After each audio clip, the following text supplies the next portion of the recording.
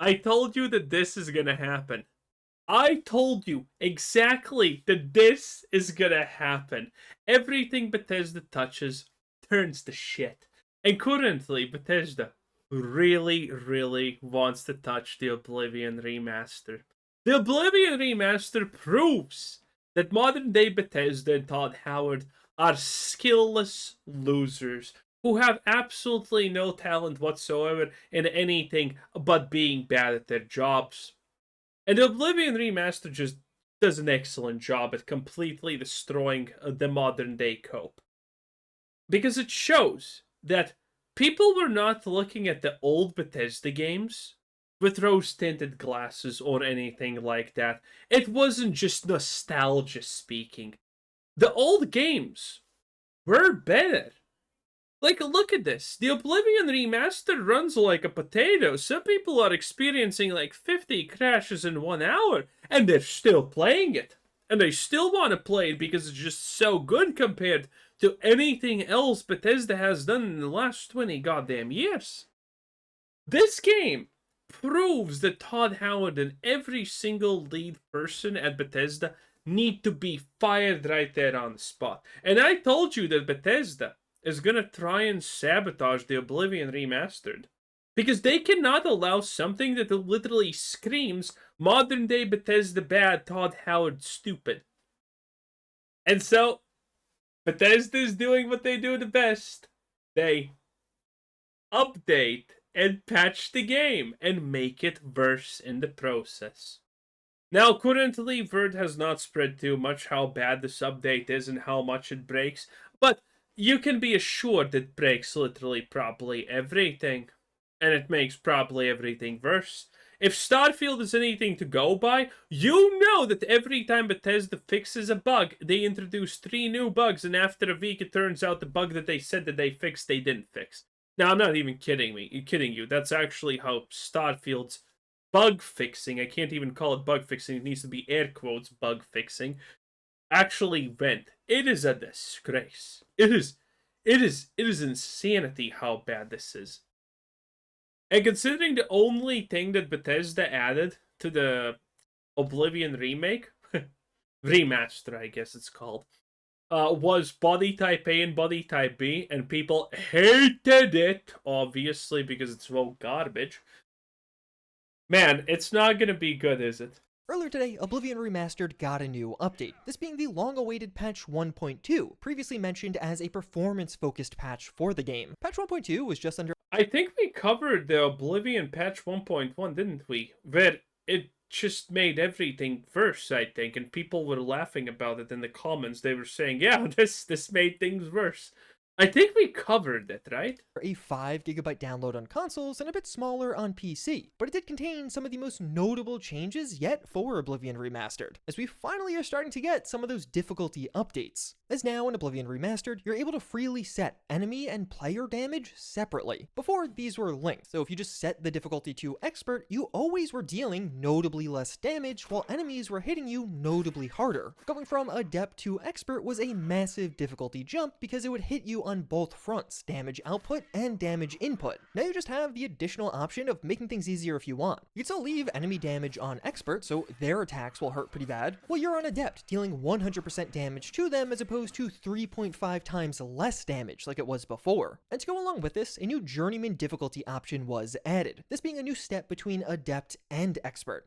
Wow. So Journeyman will make enemies deal 2.5 times more damage to you, or it reduces your damage output by 2.5 times. So now Journeyman slots itself in as a more true hard mode. At least that's how it felt to me. Expert got pretty close to impossible feeling at moments, while Journeyman on both settings just feels like a significant but not impossible difficulty jump. And of course, the real beauty of this update is being able to independently choose damage dealt versus received. Because all of you— The real question is, can we in this update establish our trans identity? can use different combinations here depending on how you like to play the game. I personally found having my— Oh, by the way, I still actually don't know this. Someone probably has tried this, but there was the pre-order new mission that was added to this game. A whole new whopping thing or something like that. Has anyone actually played it? Can I get some feedback? Was it good or not? damage dealt at Adept So I would still deal full damage to enemies, while there on Journeyman, dealing 2.5 times damage to me was actually a really enjoyable combo, and definitely a huge upgrade over the difficulty options we had previously. With this new Journeyman mode, combat encounters are definitely hard, and enemies do feel threatening constantly, but you can increase your own output so they don't feel like bullet sponges anymore, which was one of my biggest issues with some of the previous options. But of course, as you could kind of see from the scale, the big issue here is the jumps are still really big. Even just Adept to Journeyman is still 1 times to 2. Literally leave it to Bethesda to not being able to balance 5 fucking numbers with a decent with a decent step. Okay? Leave it to Bethesda to not be able to do that even properly. This is crazy shit right there, I'm not gonna lie. 2.5 times damage. Sometimes Adept did feel too easy for my own damage output, but then even still, going to Journey. Okay. So, we got 1, 2, 3, 4, 5, 6. Six difficulties, okay? Why can't we start like at 0.5 for the novice, then 1 for the apprentice, and 1 for 1.5 or something like that for adapt, and then just scale with the same pace for master? Why can't we do that? Like, how fucking hard is it to actually balance these numbers? So for 1 to 6 goes like 1, 2, 3, 4, 5, not 1 to 6 from 0.052 to 5.07. How hard is it? How hard it is to actually balance 6 fucking numbers, Bethesda? How can you not even do this properly? Like, how does this make sense? There's probably some guy second 0 when this game came out that already fixed this shit by just not being retarded. Like, how? Oh my god.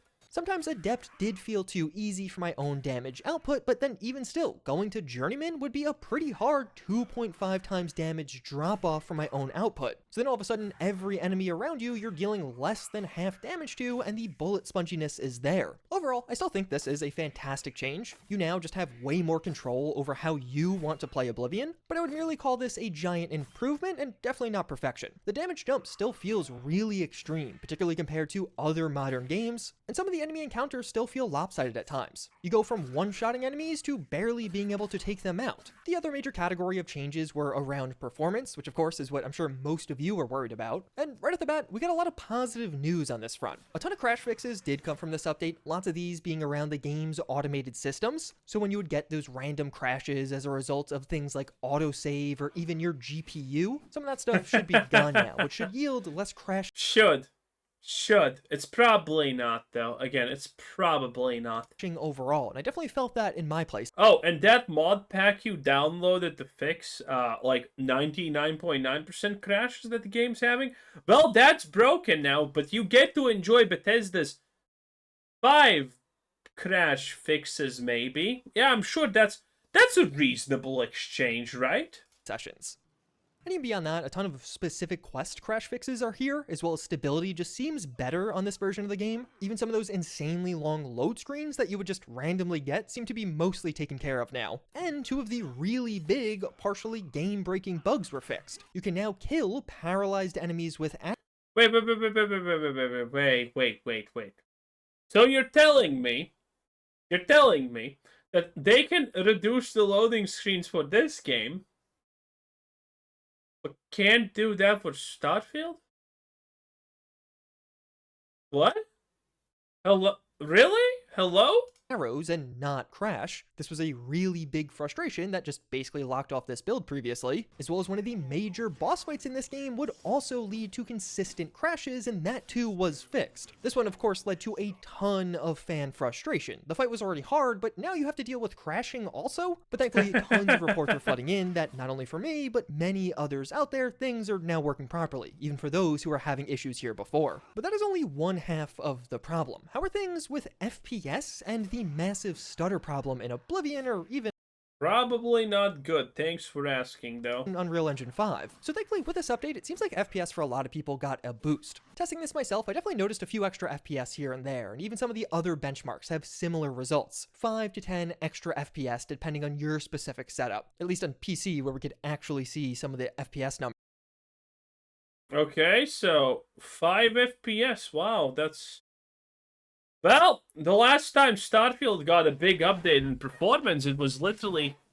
I'm not even kidding, I think it was 3 FPS, so technically, this is... Like, don't get me wrong, this is still, like, peak incompetence, obviously.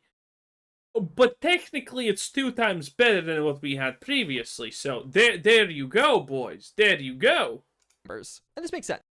They mention a ton of optimization in the patch notes, so it seems like the game overall just is running a bit better. But it's definitely a marginal improvement. While things felt slightly smoother, at least FPS-wise, I'm still struggling to consistently hit 100 FPS on a 4090 with frame generation. Like yeah, my game is maxed out and I'm playing at 4K resolution, but the performance here still leaves a lot to be desired. And even despite this being a more performance-focused update, the game still just generally doesn't perform all that well, and sadly on the stutter side it's even worse. There were patch notes supposedly addressing some of the stutters, but I didn't notice a major difference. While exploring the open world, you would still get plentiful hitches, and just naturally playing Oblivion on PC, I would The stutters are the big problem, I think. frequently encounter stutters as new things were loading in. And when riding around on your horse, you feel this regularly. It's not hard to find the stutters even on patch 1.2. Digital Foundry are the gold standard of breaking down. Okay. Listen, boys. We got like 3 to 5 FPS. Is that not enough for you? Man, you're just used to being pampered, aren't you? Dude, back in my day, when I had to go to school uphill and back then back home also somehow uphill, life wasn't this easy, okay? We took that 1 FPS increase. We were happy, I guess. But you're now complaining about a little bit stuttering? Bruh, Bethesda is such a joke. Game performance, and even did comment on Oblivion Remastered's patch 1.2 beta. It does seem like the beta version just went live. It doesn't seem like there was any other changes, but do note they are technically testing a beta version here. Nope. Here we go. Here we have some kind of 1 FPS difference. Nice. Here and on PC, but in their testing, they found no significant changes in overall performance across their 2.5 minute benchmark run on patch 1.2 compared to older versions, and in fact, the update 1.2 version was actually performing slightly worse than before. This was only— Got him. Classic Bethesda strikes again. Classic Bethesda. There we go. Updates performance, lose performance. There we go. I waited for this, okay? The funny part is this is fresh, okay? People still have not had enough time to actually, experience how bad things truly are. It's so funny when people literally beg Bethesda to not update their games, and Bethesda's like, no, we must kill the Oblivion Remastered because it puts Todd Howard to shame. only by 0.5% though, so it's basically nothing and can just be accredited to noise. But yeah, as far as performance, the overall takeaway is that while you may notice a few extra FPS here or there, stutters are still a major experience impact in Oblivion Remastered, particularly when moving quickly in the open world. This update definitely didn't remove them, and I honestly didn't even notice a huge reduction, as well as even on higher end systems, this game still just doesn't run all that well. Things are slightly improved, but it's not enough of an improvement to really make substantial changes in gameplay. And most of the initial reports coming out of Xbox and PlayStation users are echoing this exact same thing. But if you personally did notice a huge performance update, obviously it's just come. No one's playing this game on PlayStation on Xbox, okay? When this game launched, I was looking at the Xbox numbers. It didn't even register, okay? Everyone's playing Oblivion on PC as God intended. That's it. Out today for consoles, let me know in the comments. I'd love to hear from all of you. Although this update did have some really nice quality of life fixes. Different races now appropriately have different heights. This was a feature that was just missing from the remastered version. Oh no, did Todd Howard approve of this? I don't think he did. For your own player character on release, but now you can see the various height differences even in character creation and properly tower above the commoners as your high elf. Although do note there are no speed changes here. That was removed from the remaster intentionally. Originally Unfortunately, in Oblivion, taller races move slower, but that's not a thing anymore. If you use crossplay between PC and Xbox, your game settings should now properly carry over, and even your character stats will now properly update when equipping enchanted items, so you'll actually be able to see some of the bonuses in your stats. Beyond that, this update did include a bunch of quest and other general fixes for the game. Quite a few progress blockers or even just general bugs are gone now. Compared to the last update, this one definitely feels meatier, bring more general improvements to the game, and likely some of the final changes around difficulty and maybe even performance. When patch 1.1 dropped, this update, patch 1.2, was announced. They described it as focusing on performance, but in reality, things are pretty similar even after this update. It's definitely not a huge performance overhaul. So it does make you wonder what, if anything, is next. Is Oblivion Remastered even getting more updates? Next week, the game is going to be 3 months old, and I could honestly see things just slowing down from here. Unfortunately, even after this patch, a decent chunk of issues are still left unresolved. Obviously, performance still has pretty large issues. Listen, as long as you're not Fallout 4, which received that mega super texture update pack, which completely bricked the game for most people playing it, I think you're honestly fine. I think you're honestly fine. And I'm thinking the guy who once commented and said, for every Bethesda game, I make it so that the new patch automatically downloaded gets downloaded in PDF form so I can choose if I want to launch it or not. So it doesn't ruin my game. I think he was ahead of his time. But also, the bug where bows randomly... Dude, someone needs to make a mod for Bethesda games that allows you to choose, do you want to actually install the automatic update or not? That would be good. Deal 1x sneak damage, even when they should be dealing more than 1x sneak damage, is still here. Honestly, with how meta Stealth Archer is, this is kind of hilarious, but obviously it sucks. Some of the quest progress blockers around both the Mages Guild questline as well as the Thieves Guild were left unresolved, and more. The game is definitely not bug-free even after these 2 updates. And frankly, I'm not sure what happens next. Patch 1.2 and 1.1 were announced in a bundle, and more updates, while definitely needed, are certainly not confirmed right now. This might have been the last one. Bethesda left Fallout 4 fairly broken, and I could see something very similar happening to Oblivion right now. The game on PC has definitely dropped some players, and even on Xbox. Oblivion Remastered is now under all of the older Bethesda Game Studios releases, like Fallout 76, Fallout 4, and of course Skyrim. That's expected. I'm not saying that as a bad thing against Oblivion. It's a single-player RPG and a remaster, but at the same time, if you're Bethesda or Virtuous, whoever's actually making these updates, there's obviously less and less incentive to continue making updates as the player count continues to drop off. And an unfortunate byproduct of all of this is the luster of the game and even the shadow drop has definitely been fading as a result of some of these lingering issues. On Steam, well, of course that's gonna happen. Oblivion Remastered is now mixed in its recent reviews. I honestly think the shadow drop shielded Bethesda and Virtuous from some of the criticism due to how epic of a moment it was. Like, I know for me, the Oblivion Remastered shadow drop will be a gaming moment I remember for the rest of my life. It was just that. Okay, Pixie, please. Anyway, that was Juicehead. 10 out of 10. My god, Bethesda does it again, doesn't they? Anyway, bye!